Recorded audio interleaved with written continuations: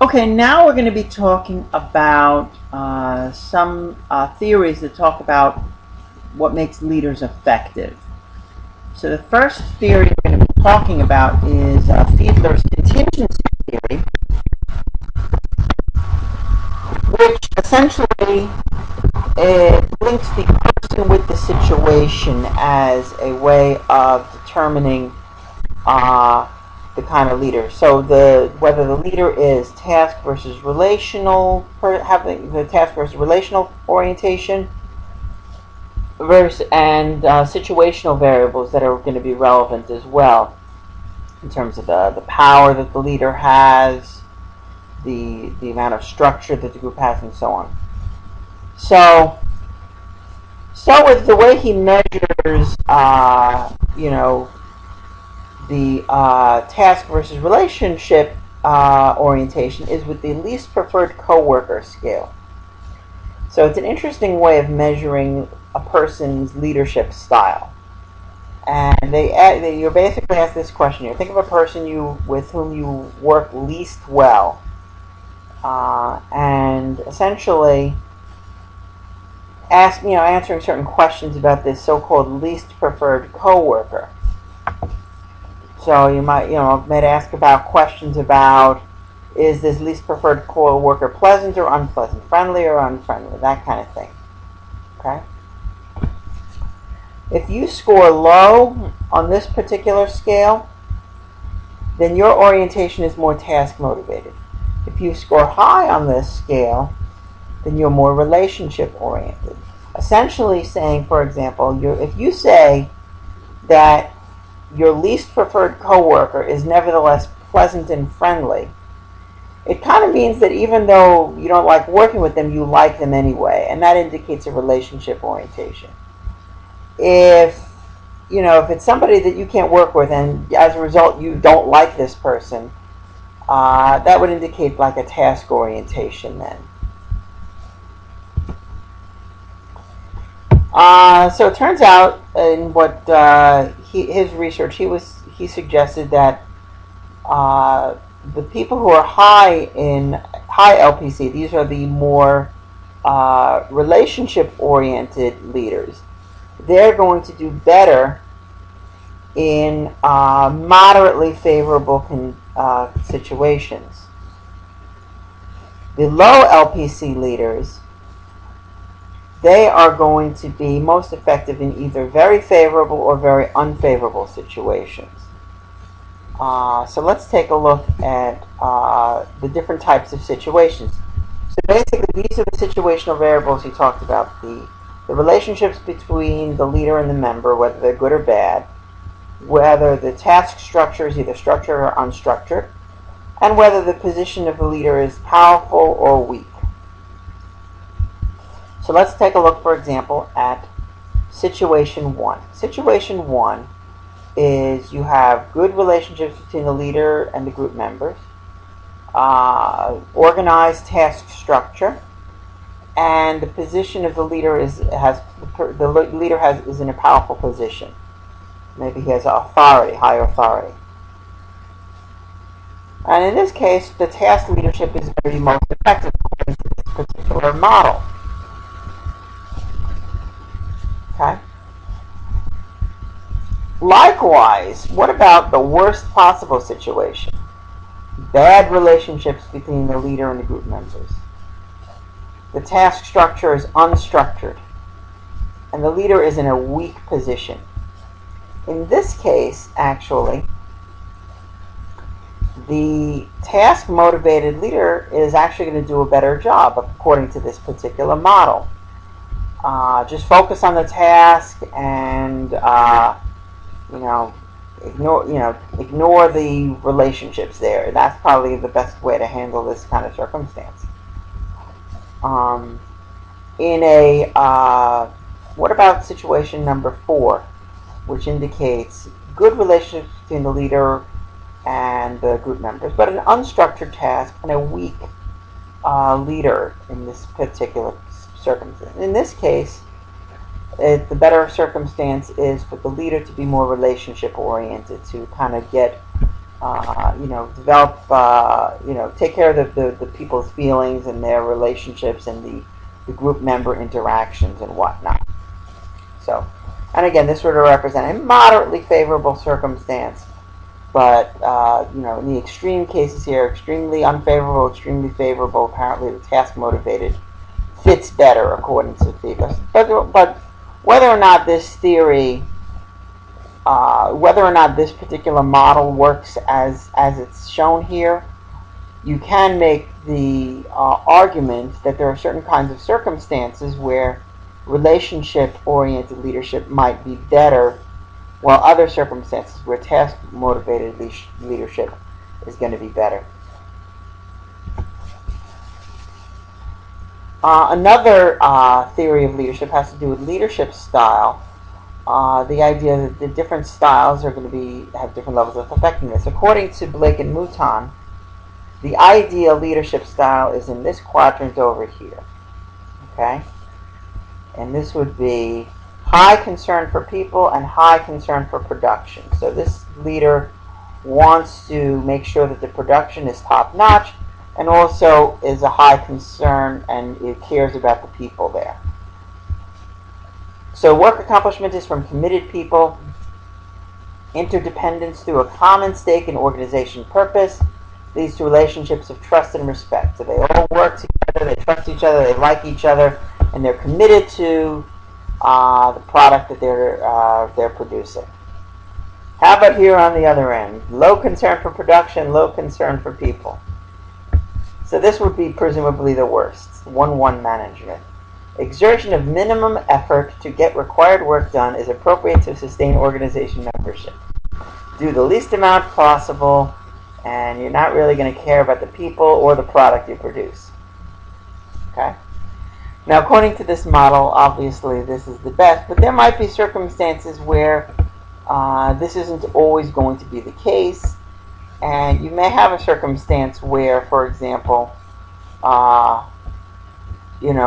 maybe, again, the 9-1 management here, again, seems to be more task-oriented, not as much involved in human relationships here. There might be some circumstances where actually this kind of leadership might actually be better. What if there might also be some circumstances where 1-9 management might be better, where you want to have a comfortable atmosphere, and maybe the product isn't that important as much as it is the camaraderie of the group. So to simply say that the 9-9 is the best, not necessarily true. I think that was what the researchers were assuming. But better, again, these are different styles. I don't think there's any necessarily anybody who would stand up and cheer for 1-1 leadership, but nevertheless, who knows? Maybe there are some groups that you might join that you're not interested in it, and just get through it as quickly as possible. Situational leadership theory suggests that now we have the leadership style, but the style of leadership, it varies depending on the developmental stage of the group, how the group is developing. If you've got a brand new group where essentially people don't necessarily know what they need to do, what their roles are, what's expected of them, well, in that case, task leadership is probably a good idea. Get people on task, let them know what they need to do, boom, boom, boom, get started on that. Once they start becoming comfortable with the task, and they're doing what they need to do, then you can focus on developing relationships between the group members, between the leader and the group, and so on. So it's a matter of fitting with the situation, whether you take more of a task approach or a relationship approach. Leader-member exchange theory looks at leadership from the perspective of the leader's relationship with each individual group member. The argument here is that, and the evidence seems to show this, is that when you have a leader and you have a group, the leader is not going to have an identical relationship with every member of the group. They're going to have better relationships with some members, worse relationships with others. And there's usually going to be some kind of an inner connected group with the leader. So the group of people who have a closest relationship with the leader. So, okay, so a leader will have a group of people within the group, an inner group of people who he or she has a greater connection with, who's maybe more on the same page. They feel that kind of a stronger connection. And you have people who are maybe disgruntled or maybe just not really that focused on the leader and the relationship with the leader. And so you may have like a kind of a separation. You might have even noticed this. You may have had coworkers who may be closer to the leader and others who really weren't. On an ideal situation, you want to have more of the people on the inner group and fewer people on the outer group. But again, the idea is this particular theory looks at the individual relationships there between the leader and the group, the dyadic relationships there.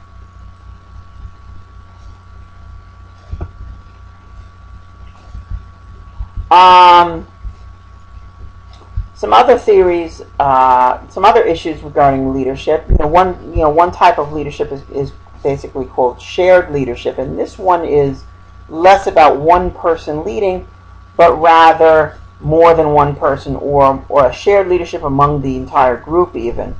You might find that in certain kinds of cases where everybody's very committed to a particular task, where everybody knows what they're doing. There may not be much of a need for a leader, or they feel as if the group leads itself in some way. There might be just a team of leaders or something in a particular circumstance. So these are, and again, these are more member-centered rather than, I'm the boss and I'm going to tell you what to do. Servant leadership, which we'll talk about later, would be an example of a shared leadership, the belief that the responsibility is shared among everybody in the organization.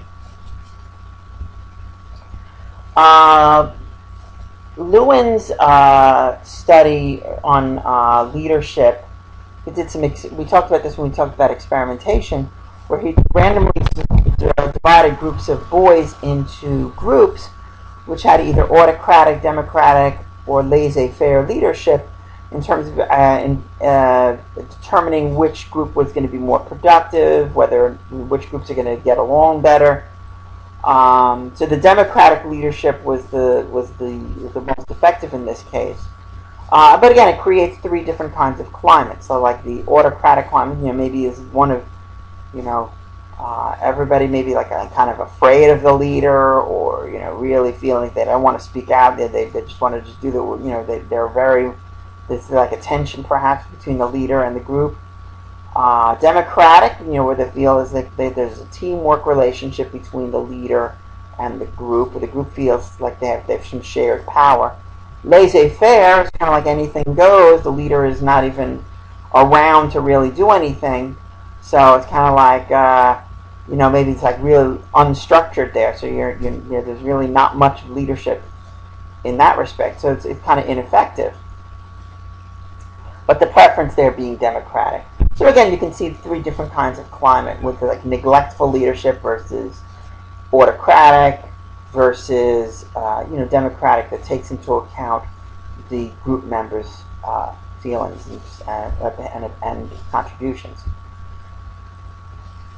Finally, followership theory by Kelly is very interesting, and this really analyzes the characteristics of the followers, and that's something that shouldn't be ignored. A leader is really only as good as the group he or she is leading. When you really think about it, there's a teamwork relationship between the group, between the leaders and the followers. So Kelly identified 5 different types of followers: the conformist, passive, pragmatic, alienated, and exemplary. And it's a very interesting way of looking at this. So there are it's basically based on 2 dimensions. The first dimension among the followers is energy. How much energy do the followers, do the group members have? Is it positive energy? Is it neutral? Or is it negative energy? For example, I am highly committed to and energized by my work and organization, giving them the best ideas and performance. Well, that sounds like high energy. Okay? And if you were to basically disagree with that completely, then that would be considered negative energy.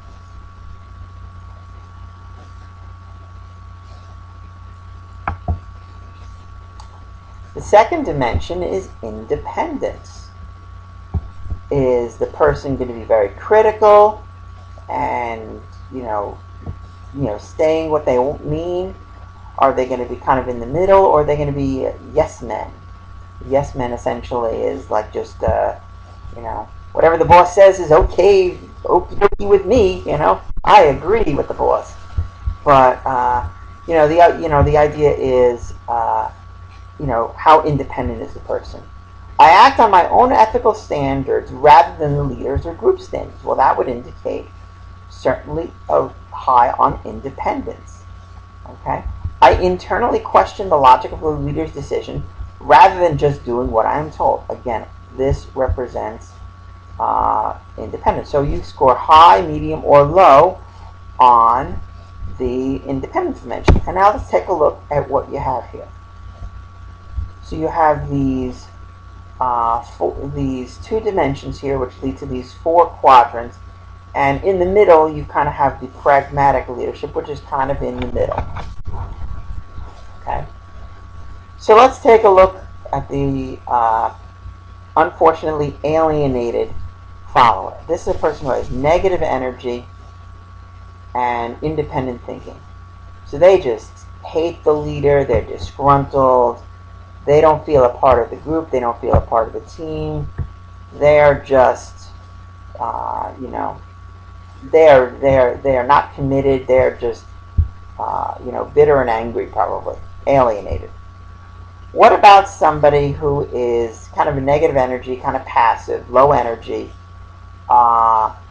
and is not independent, they're dependent. They're just going to basically just passively do what they're told and not really, they'll just go along with whatever is being told. They're not going to really have any energy about it. They'll just go ahead and do it.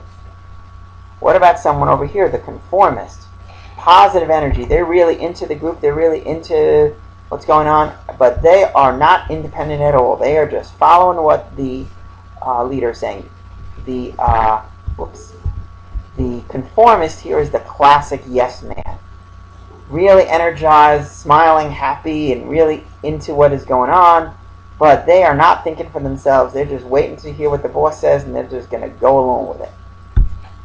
According to this model, the best kind of worker, the exemplary worker, is somebody who is positively engaged, committed to the organization, but they are also independent thinkers. They are not yes men. They will speak their mind. And I think that, it would be nice to have a lot of these kind of followers here in your group, in that you're not going to just go along with what the leader says, but you're going to have an energy and commitment to the organization, and that's going to be appreciated. So hopefully, if you do become a follower, that is the kind of follower you would be.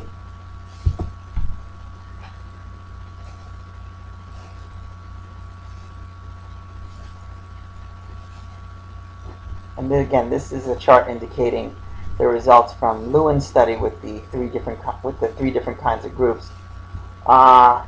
There's in the laissez-faire, there's going to be more loafing than in the other kinds of groups.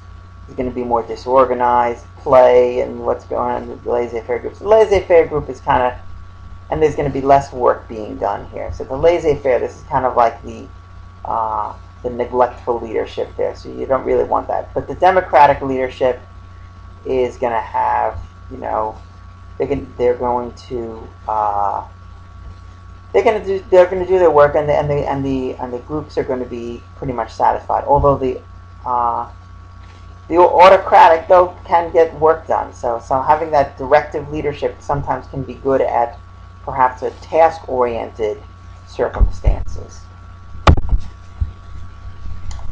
Now, we talked before about the distinction between transactional leadership and transformational leadership. Transactional leadership is about social exchange. The leader is going to provide something for the employee, for the group. The group is going to provide something in return for the leaders, and so on.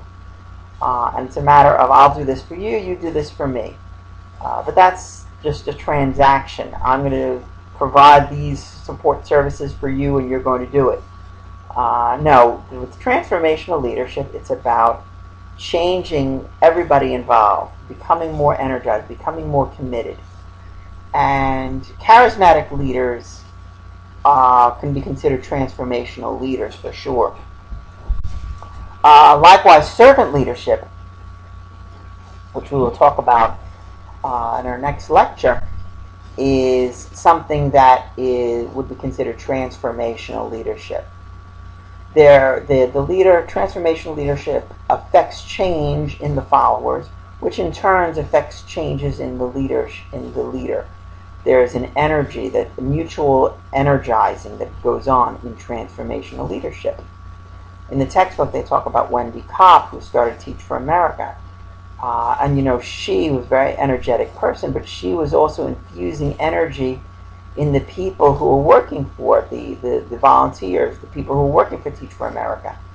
And they were then energizing her in return. So it was a complementary circumstance. And it wasn't just like, here, I'm going to give you this job to do, and you're going to do it, and I'll pay you for it. It's nothing like that. It's transformational leadership. So again, transactional leaders, they treat their relationships as an exchange with contingent rewards. With transformational leadership, it's very idealistic, and you want to inspire. You want to inspire the employees. You want the employees to inspire you. You want it to be intellectually stimulating. You want to care deeply about the people who are working for you, realizing their importance. So again, transformational leadership, creating that kind of environment. Hopefully you guys can become transformational leaders in whatever organization you end up joining.